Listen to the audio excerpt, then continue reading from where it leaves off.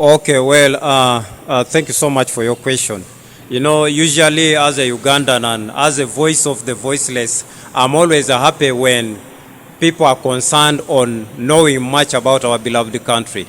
Number one, when you look at the Speaker of Parliament of Uganda, Honorable Anita, she's a very good leader. She's among those best leaders I've seen in Uganda. Because, for example, you cannot find, it's actually few leaders who bring development home. You go to Bukedia right now, you'll find a school there constructed by Honorable Anita.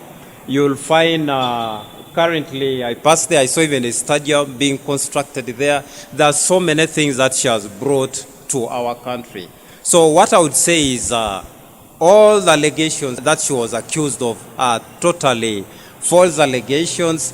These are dead on arrival allegations, despite the fact that there are so many people, especially the European countries, that were not happy with the passing of the anti-homosexuality bill. So all that is as a result of her passing out that bill. So looking at the sanctions, I remember a few months ago when the sanctions were imposed on her by the United Kingdom government, I filed a case against the UK at High Court Civil Division, Kampala.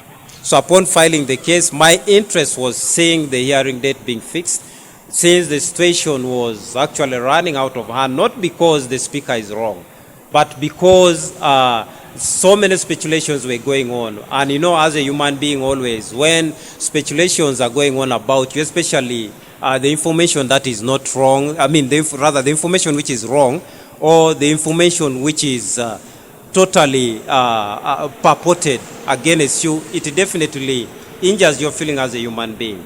So I filed the case there. Then after filing the hearing, or the fixing of the hearing date really never took place, and I decided to shift it to a European Court of Human Rights, which is located at Strasbourg City in France. So as we speak right now, the case against the UK is actually pending at the European Court of Human Rights at Strasbourg City in France. But still, nevertheless, when I filed that, after a few months, the US or United States of America also did the same thing that the United Kingdom had done against her. And of course, that is basically the sanctions. And you remember, in the beginning, I said that anything that is done against our speaker, I will always be there to stand for the 48 million Ugandans fighting those ones who are fighting her, because I don't see anything wrong that she has done. Now, looking at the UK house that they had accused her to be owning, investigations took place and they found that there was no house there. So this definitely shows that it was a conspiracy. The United States of America and the UK conspired to create these purported allegations against her, despite the fact that they support the homosexuality, they support lesbianism, they support all things that the Bible is against. That's why all that happened. So right now, there is another case pending at High Court Civil Division, Kampala, against the United States of America. And I filed it on the 23rd of July. So as we speak right now, there are two cases. One case is at High Court Civil Division, Kampala, against the United States of America. Then the other one that had filed before this one is pending at the European Court of Human Rights. And as we speak right now, we are waiting for the European Court of Human Rights also to fix its hearing date. Then I'm sure, by virtue of this being a case under public interest litigation or a matter under public domain, I'm 100% sure that I will still update the public concerning that, because as you know very well, I stand as the voice of the voiceless Ugandans. That I'm sure even a P1 or a nursery kid can answer. You're asking, where did she get this money from? One, she's a member of parliament. She earns salary. And I'm sure she planned with her salary. That's why she acquired all those assets. It is very clear. Unless if she was jobless, that's when we would put so many question marks. But it's very clear that she's a member of parliament. She's a speaker of parliament of Uganda. So all what is, it actually depicts everything. Yes, so I don't see any corruption there. Has she also been doing some business around? Come again? Has she been doing some business? When it comes to her businesses, I would say one, there is a school in Bukedia, a very good school, and she has a very good standard. The students there usually perform well. So that is one of her business, and that is, of course, development. I'm happy that she built it in Teso, other than building it in Kampala. When you look at so many leaders of Teso, they don't bring development here. But when you consider our speaker, she looks at home first. You see, there's always a saying that east or west, home is the best. So the school is one of the business that she has. And there is also a nursing school, still in Bukedia also.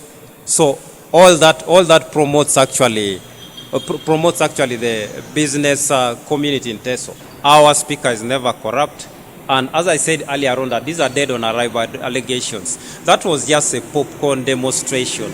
A demonstration that was actually planned earlier on. It was just a conspiracy by a few elements that are against her, a few elements who are jealousy of the progress that she has actually got in her entire life. That's what I can say. But in reality, there is no corruption. You carry out your personal investigation right now. I don't think whether you will find that she is corrupt. An example is when they cross-checked whether she has a house in the UK. They found there was no house. So that was a serious technical knockout for the United Kingdom or the European continent at large. As far as my action is concerned, I think even the public has been observing from day one. So when it comes to the legal action, I'm the only one who is doing that currently. So there is no other person who is doing that with me. And I'm doing this for the love that I have for my country, Uganda. I'm doing this for the love that I have for her, despite the fact that she's a very innovative person. She's someone who looks at development. She's a caring person. She's not a mean person. She's a person who loves all the Ugandans. She's not segregative. She loves all the Ugandans. Neither does she consider only the Itesots or maybe the Bagandas, but she looks at all the tribes in our entire country. So she serves as a speaker of Uganda, not the speaker of Teso. As far as public interest litigation is concerned, and Article 50, Clause 1 and 2 of the Uganda 1995 Constitution, I don't think whether I'm doing this with an intent of getting an award for her, but I'm doing this with the intent of protecting Uganda and even protecting our integrity. That's why I'm doing this, because by virtue of me doing that means that she will definitely continue being our leader, despite the fact that she's never corrupt. And as I say, that she's one of the best leaders I've seen in our country. So I'm doing this in good faith, not in bad faith. My doing this, I think, was I think it was God's direction. So when it comes to other lawyers, that was their choice. It was not a command that every lawyer had to come and do this. You see, even in class always, when it comes to performance, there is always the last and the first. So not everyone can be the first. Neither can everyone be the last in class. So this happened out of my own initiative. This happened out of the love that I have for our own country. This happened out of the love that I have for protecting our Ugandan constitution. That's why I did this. The one of France is still pending. I wonder why they are delaying actually to give me a response. So as we speak right now, the one of France is pending. The date has not been fixed. Neither have I got a communication yet about that. But I'm sure that if they communicate, I will still communicate to my fellow Ugandans about that case. Then when it comes to this one of the United States of America, just as I say that on 23rd of July, I filed it at High Court Civil Division, Kampala. Reason being, I want to see our constitution being protected. I want to see our state being protected. We have to consider the sovereignty of Uganda at large. So that's what I can say as per now. Thank you so much.